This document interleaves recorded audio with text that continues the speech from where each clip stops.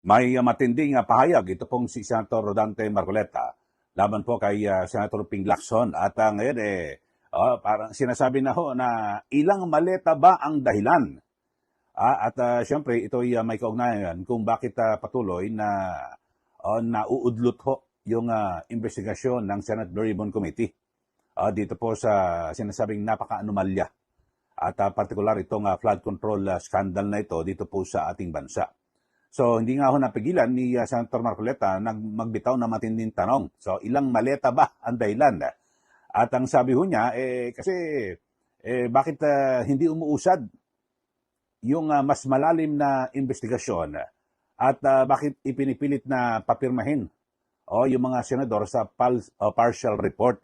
Kasi naniniwala itong si Marcoleta na kapag pinirmahan po ito ng mayorya, baka matigil na. At hindi na ituloy. So parang hino-hostage sa mga kababayan.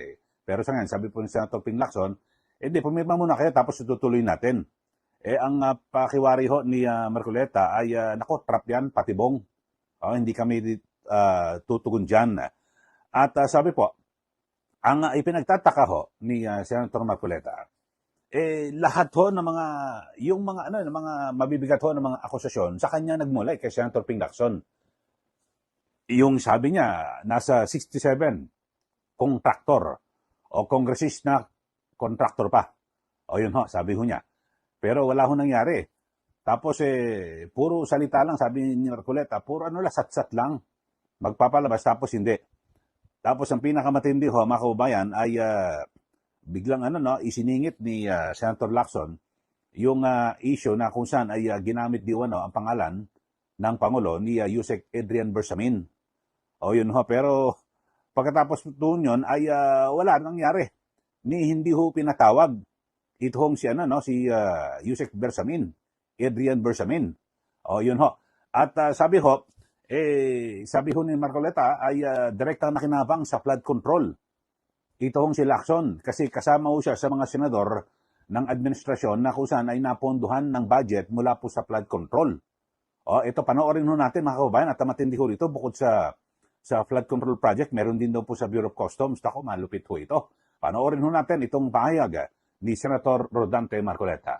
Video 1. Susulong ka o hindi? Ngayon, sinasabi na naman niya, kapag nakakuha na ako ng pirma at saka ako mag-iimbestiga, hindi ako naniniwala. Patibong niya yon, trap niya yon, bait niya yon, pain niya yon, hindi na siya mag-iimbestiga. Dahil nakapirma na ang majority. Para ganap niya ng mapagtakpan ang gusto niyang pagtakpan. Ilang maleta ba ang dahilan? Kailangan malaman ng taong bayan ito Gusto niya ng ganito? Sige, puntahan kita. Kinaladkad mo ang pangalan ni Adrian Bersamin. Sana kung maipakita natin. Siya mismo doon sa DBCC debate budget ng 2026. Kinaladkad niya ang pangalan ni Yusek Bersamin. Siya mismo budget ito, sinegway niya doon. Napigla nga kami. Sabi niya, si Yusek Bersamin, ni-name drop niya ang presidente. Ito ang pinag-uusapan nito, yung 100 billion na siningit sa BICAM. Kalahati nito o higit ay minanage ni Yusek Bernardo doon sa pag-amin sa kanya. Ang nakuha ang kickback sa 8 billion, sa 52-something billion pesos, 8 billion pesos, diniliver ni Bernardo kay Yusek Traigib Olaybar. Si Yusek Traigib Olaybar, itong sinasabi niyo ito yung pagkukwento niya doon sa plenary. Plenary debates. Inuulit ko lang. Nagpalitan pa ng armor card, sabi niya, sa basement ng Diamond Hotel. Dahil nung panahon na yon, 2 billion ang diniliver ni Adrian. Diniliver ni Bernardo kay Traigib. At ang pagdideliver ng 8 billion na ito ay halos 10 instances, sabi niya.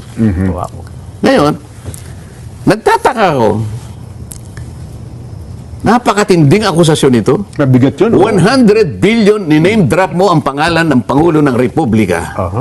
At nakakuha kayo, doon sa hinandle lamang niya sa pagkakataon na yon, sapagkat marami pang iba, 8 billion pesos, na ultimately daw, ay napunta kay Adrian Bersamin. Ngayon, bakit hindi mo ipatawag? Bakit ka ako doon sa report mo, yung pangalan ni Adrian Bersamin, wala. Wala nga. Ikaw ang naghayag mismo eh. Ikaw ang naghayag mismo. Wala naman kami yung nalalaman dyan. Bigla ka na lang nagsalita dyan eh. Nag-volunteer ka. Palaging ganyan ang ginagawa mo. Oh, sinabi ko na, nag-text si Yusek Cabral. Sinabi niya, 67 ang kontraktor na kongresista. 11 contractors, hindi niya pinatawag. O pagkatapos ito, si Adrian Bersamin, sinabit niya uli. Hindi na niya pinatatawag. Ano bang gusto mong gawin? Puro ka lang ba parang comics ka lang? Alam mo ito, mas magiging productive ito na wala na kasing comics ngayon eh. Nung panahon ko may comics dyan. Meron, oo. Kaya ang paghalimbawa ko, comics, alam mo. Sa high school ako eh. Opo. Medyo na-addict ako sa comics eh. Ito lang naman kasi murang-murang nababasa namin nung bata-bata kami. 50 centimos, meron ng comics eh. Alam mo, mas magiging magaling siya na writer ng comics kaysa senador. Maniwala ka sa akin. Bakit? Ano bang mga importanteng bill ang palagay mo pinagdidibatihan namin na nanggaling sa kanya? Wala. Kahit isa. Pero palagi niyang ginagawa itong ganito. Kwento. Ang ganda na nga lang, kanakuha niya yung Blue Ribbon Committee eh. Blue Ribbon. Oo. Ang ganda na nga sana eh. Baka sakaling dahil sinabi niyang mas magaling siya sa akin. Mas gusto ko naman kung may magaling siya sa akin, di maganda. Tama, okay lang naman yun, opo. Oh, paano ngayon gagaling ka? Ayaw mo na nga mag-imbestiga. Tumigil. Oo. Bigla kang tumigil. Anong gagawin mo ngayon? O ngayon, tuloy natin yung sinasabi niya kay Bersamin. Ngayon, alam mo ba kung bakit ayaw niya nang ipatawag si Bersamin? Bakit? Oo. Aba, nakita niya siguro may resibo yung Bersamin. May resibo ho? Ako nakita ko yung resibo na yon. Anong resibo? Meron siyang accounting. Yung accounting ng 8 billion kung kani-kanino Saan napunta. ganun Kasi ba? yung diniliver 8 billion, 8 tapos... billion na kay Adrian Bersamin. Oo. Ngayon, ang buong akala niya, okay. walang accounting. Nakita niya meron siguro ng account. Nalinawan niya na, ako nakita ko eh. Nakita ko mismo merong accounting. Tako. Ngayon, isa sa item do sa accounting, Opo. mga flood control projects, na pera ito pinagkitaan sa flood control. Isa sa item, kasi sila ay senatoriables ng Alyansa ng Bagong Pilipinas. Ano panahon na yun? Meron isang during item. campaign po ito. Meron isang item, napakalaking halaga for the senators. Oho. O di direkta siyang nandun. Meron pang isang item for the senator's expense. Isang item. Meron pang isang item. May advertisement. Itemize. Pagkatapos, yung wrapper na ginamit, Opo. Andrew yata ang pangalan. Opo. Ay, namin naman ni Andrew, meron talaga siya. Oo, parang 60 billion. Sipin mo. 68. Oo. Nagsimula daw yung 100 eh. Tumawad na lang Hindi ba siya nagdirektang nakinabang doon? Kaya ayaw mo nang ipatawag? Hindi lang flood control projects, doon sa mismong accounting ni Adrian Bersamin. Ako naniniwala akong walang kasalanan yung tao eh. Si Adrian. Siya lamang ang ginamit. Mukhang na-presto din yung tao. no? Oo. Mula sa kanyang accounting, hindi lamang flood control projects, Jen. Oho. Pati ang kinukolekta at dinideliver ng Bureau of Customs halos 100 million per week. Wow. Per week? Oh, ngayon, ayaw niya tawagin. Yan po ang pahayag ni Senator Marcoleta at talagang galit ho eh. At yun ho, pero may laman ho yung kanyang mga binabanggit at sinasabi. Kasi kaya nga hinahamon niya itong si Senator Lacson na ipatawag niya. Itong si Yusek Adrian Bersamin, Congressman Leandro Libiste, at yung si Jojo Cadiz. At yun ho, mga kababayan, tanggapin rin ho yung apostilled sworn statement ni dating Congressman Zaldico kung harap ito sa pamamagitan ng Zoom mula po sa abroad na yun. So dito ho, mga kababayan, ay isa po sa pinakamatindi na kwento ho ni Senator Marcoleta. Nakita niya raw ho mismo yung accounting yung kwentada dito ho sa kay Yusek Bersamin. Siyempre nakita niya ho yung kwentada sa pamamagitan na po ni Congressman Lian Lebiste. O yun ho, at na kung saan ay talagang nakadetalye raw po yung mga alokasyon ni Adrian Bersamin na may kaugnayan sa mga flood control funds. Ayun ho. So nakita raw ho niya mismo, personal, ni Marcoleta yung accounting.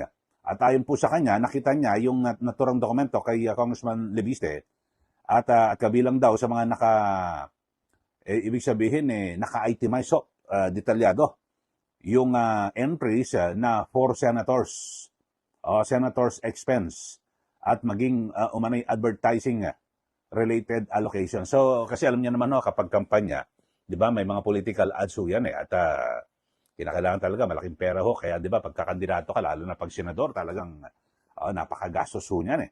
So dito ho, ay lumilitaw ho kasi ang sabi ho sa ulat ay 8 billion pesos ang budget ho dito.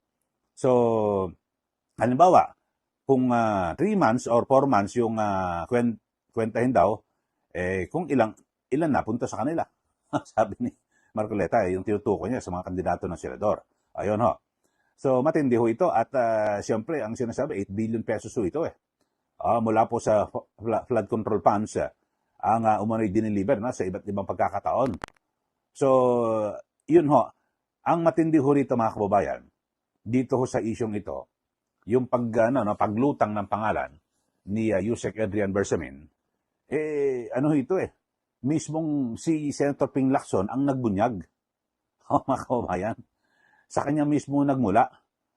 Ito hong mga pahayag at wala nga huro po alam eh. So dapat ho siguro pinakamainam ay pinatawag. Kaya lang yun nga ho, ang pakiwari ho ni Senator Marcoleta pag ipinatawag baka magkabistuhan at baka maidetale kung paano at kanino napunta ito hong ito hong pera. At ang matindi ho rito may mga aligasyon 100 million a week sa galing po sa Bureau of Customs. So totoo mga sinasabi ho sa mga nakaraan may binabanggit yung 18 ex-Marines at na kung saan ay hindi at si Saldico mga kababayan, hindi sinasabi ni Saldico, hindi lang galing sa flood control, mula po sa iba't iba pa. Na kung saan yung pinagkukunan ng pera di umano. So, yun ho ang matindi, mga kababayan. Kaya abangan natin kung ano magiging tugon o sagot dito ni Senator Ping Lacson sa banat ho ni Senator Marcoleta at sa nauna nating episode, yung isa nating vlog,